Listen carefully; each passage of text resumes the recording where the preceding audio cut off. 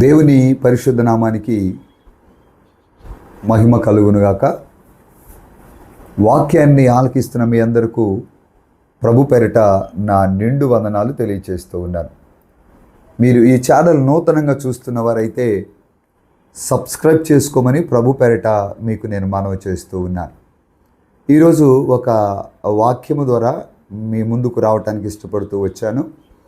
పరిశుద్ధ గ్రంథంలో నెహెమ్యా గ్రంథము 3వ అధ్యాయము 13వ వచనాన్ని నేను చదువుతున్నాను. లోయద్వారమును హానానును జానోహ కాపరస్తులను బాగు చేసి కట్టిన తర్వాత దానికి తలుపులను తాళములను గడియలను అమర్చిరి. ఇదియు కాక పెంటద్వారము వరగుండా గోడపెయ్యి మారాలు దగ్గరకు వారు కట్టిరి. ఇక్కడ చదవబడినటువంటి లేఖనాల్లో యెరూషలేము మందిరానికి గుమ్మాలు ఉన్నాయి. 12 గుమ్మాలు ఉన్నట్లుగా మనం చూడగలుగుతాం. దానిలో లోయ ద్వారము, లోయ గుమ్మము అనేటువంటిది మనం చూడగలుగుతున్నాం. ఈ గుమ్మాలన్నీ మానవ జీవితంలో ఆత్మీయ ప్రయాణం కొరకై మనం పోలుస్తూ ఆ రీతిలో ఈ వాక్యాన్ని మనం ధ్యానం చేయాలనేది ప్రభు పేరట మీకు నేను మనవి చేస్తూ ఉన్నాను. ఈ గుమ్మాలు దేనికి సాదృశ్యంగా ఉన్నాయో మన ఆత్మీయ జీవితం కూడా అలాగా ప్రయాణం కొనసాగపడాలి అని ప్రభు పేరట దేవుని నామములో మీకు నేను తెలియచేస్తున్నాను. ఇక్కడ మనం ఆలోచన చేస్తే లోయ ద్వారము, లోయ గుమ్మము అంటే చాలా ఆత్మీయ అనుభవాలు ఉన్నాయి. కానీ కొన్ని అనుభవాల్లో కూడా మనం వెళ్దాం. కొన్నిసార్లు విధేయత, తగ్గింపు మనసు, దీన మనసు, దీనత్వం ఇవి తెలియచేస్తూ మరొక కోణంలో మనం ఆలోచన చేస్తే లోయ ద్వారం అనేది శ్రమలకు సాదృశ్యంగా మనం చూడగలుగుతాం. లోయ లాంటి శ్రమలు మానవుని జీవితంలో సహజం. చాలామంది శ్రమలు అనేటువంటి రీతిలో జీవిస్తూ ఉన్నారు. వారు ఎంతటి వారైనా శ్రమ లేని వారు లేరు. సేవకులై ఉండొచ్చు, విశ్వాసులై ఉండొచ్చు, లేకపోతే మధ్యతరగతి కుటుంబీకులై ఉండొచ్చు, కడు పేదవారై ఉండొచ్చు, ధనవంతులై ఉండొచ్చు. వారిలో శ్రమ అనేది మనం చూడగలుగుతాం. అంత మాత్రమే కాదు, దేవుని పిల్లలుగా ప్రభువుని ఎరిగిన వారుగా యేసు రక్తంలో కడగబడినటువంటి జీవితాల్లో ఈ శ్రమానుభవంలో మనము నడిపించబడాలనేది ప్రభు పేరిట మీకు మనవి చేస్తూ ఉన్నాను. శ్రమ లేకుండా ఫలితం లేదు, శ్రమ లేకుండా ఆశీర్వాదం లేదు, శ్రమ లేకుండా పరలోక రాజ్యం కూడా లేదు. అందుకని శ్రమలు వస్తాయి, కానీ శ్రమలలో దేవుడు నిన్ను ఆశీర్వదిస్తాడు. శ్రమలలోనే నువ్వు పరలోక రాజ్యానికి చేరే అద్భుతమైన జీవితాన్ని ఇస్తాడు. శ్రమలలోనే నీ ఆత్మీయ జీవితాన్ని కట్టుకుంటావు అని ప్రభు పేరిట నేను మీకు తెలియచేస్తూ ఉన్నాను. శ్రమలు ఎందుకు అనుమతించబడ్డాయి అనేది పరిశుద్ధ గ్రంథంలో కొన్ని విషయాలు, కొన్ని మాటలు ఈవేళ మనం ధ్యానం చేద్దాం. పరిశుద్ధ గ్రంథంలో యాకోబు రాసినటువంటి యాకోబు పత్రికలో మనం ఒక అద్భుతమైనటువంటి విషయాన్ని నేను మీ కొరకు తెలియచేస్తాను.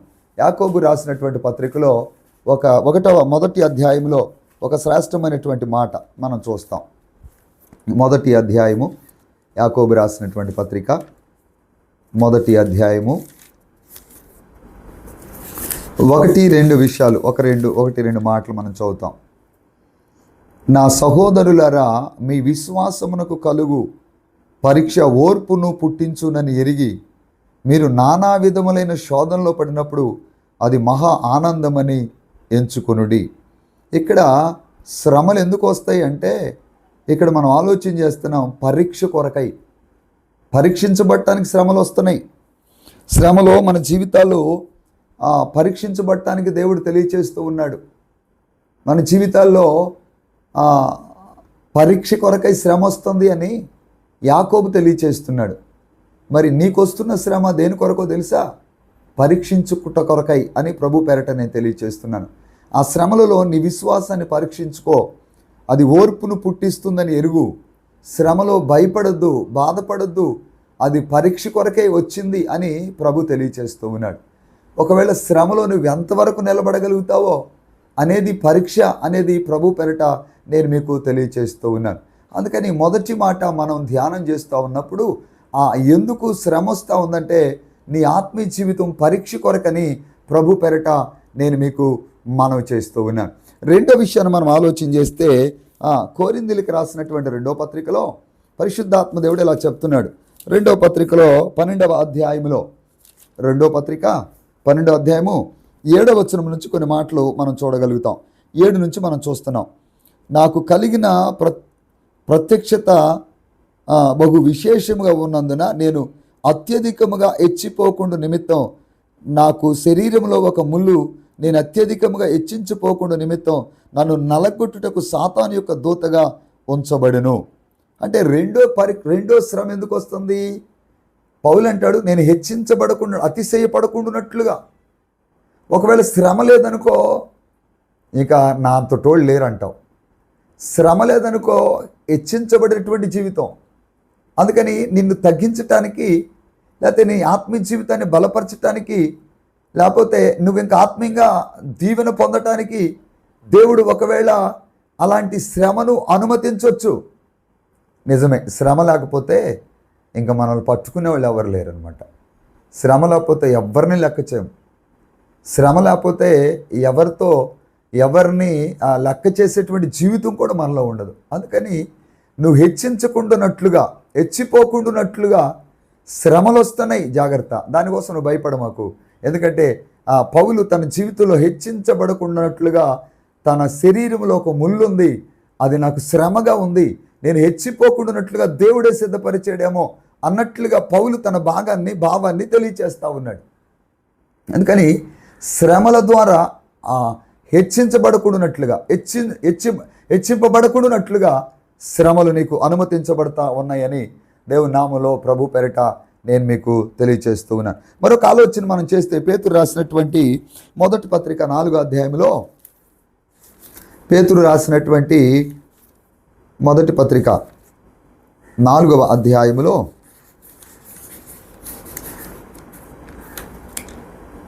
4వ అధ్యాయంలో ఒక చక్కటి మాట మనం చూస్తాం. 14 నుంచి కొన్ని మాటలు చూస్తున్నాను.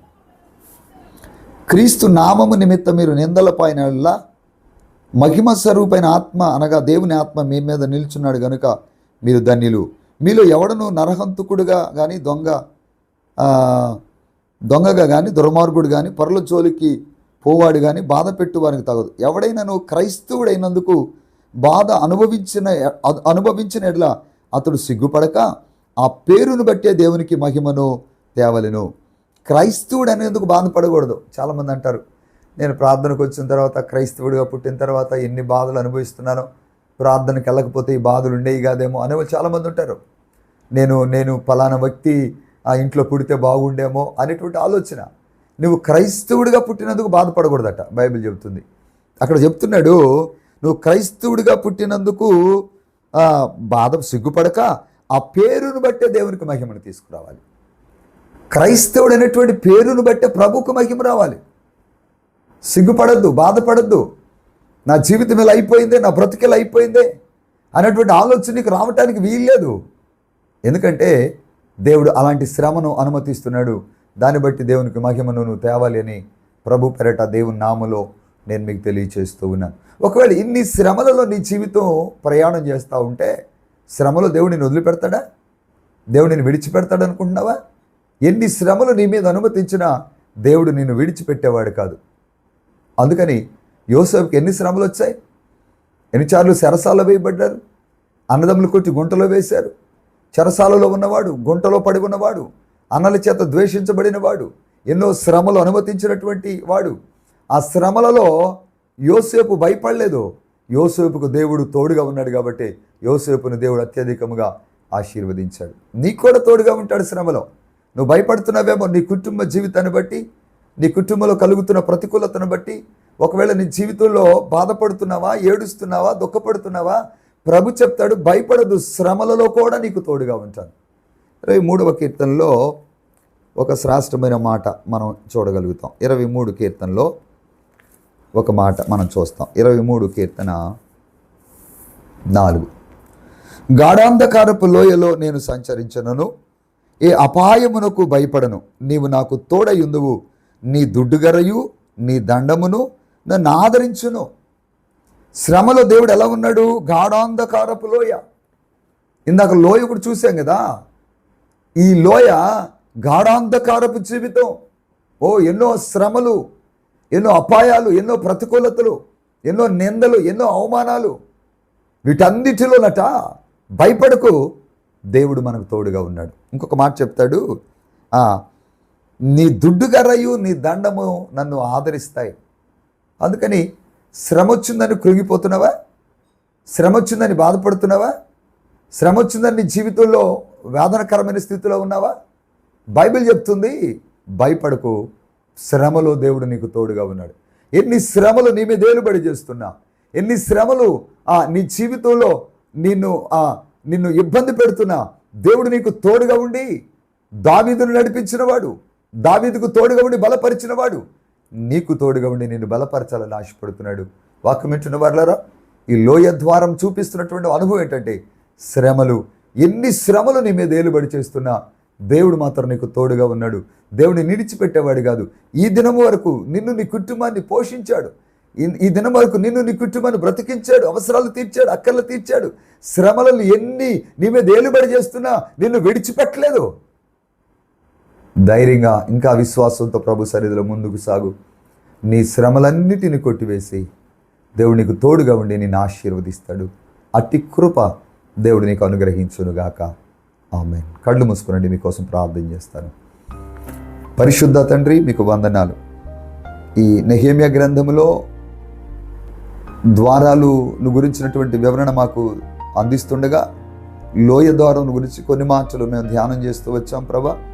మరి వాక్యం వింటున్న బిడ్డలు ఎవరు అలా శ్రమలో ఉన్నారో, శోధనలో ఉన్నారో, బలహీనతలో ఉన్నారో, అనారోగ్య స్థితిలో బాధపడుతున్నారో ప్రభా, వారికి మీరు తోడుగా ఉండి వారిని బలపరచమని ప్రార్థన చేస్తూ ఉన్నాను. ఎన్ని శ్రమలున్నా నేను తోడుగా ఉంటానన్నావు, అందుని బట్టి స్తోత్రాలు ప్రభా. వారికి తోడుగా ఉండండి, వారి అవసరాలు తీర్చండి, బలపరచండి, ఆశీర్వదించండి, బలమైన కార్యాలు మీరు జరిగించండి ప్రభా. ఈవేళ వాక్యాన్ని విన్న నీ బిడ్డలను వారికి కావలసిన ప్రతి అవసరత తీర్చి మీరు మహిమ పొందుకోమని, సమస్త మహిమ ఘనత ప్రభావములు మీరే పొందుకోమని యేసు నామమున అడిగి ప్రార్థన చేస్తూ ఉన్నాము తండ్రి. ఆమేన్.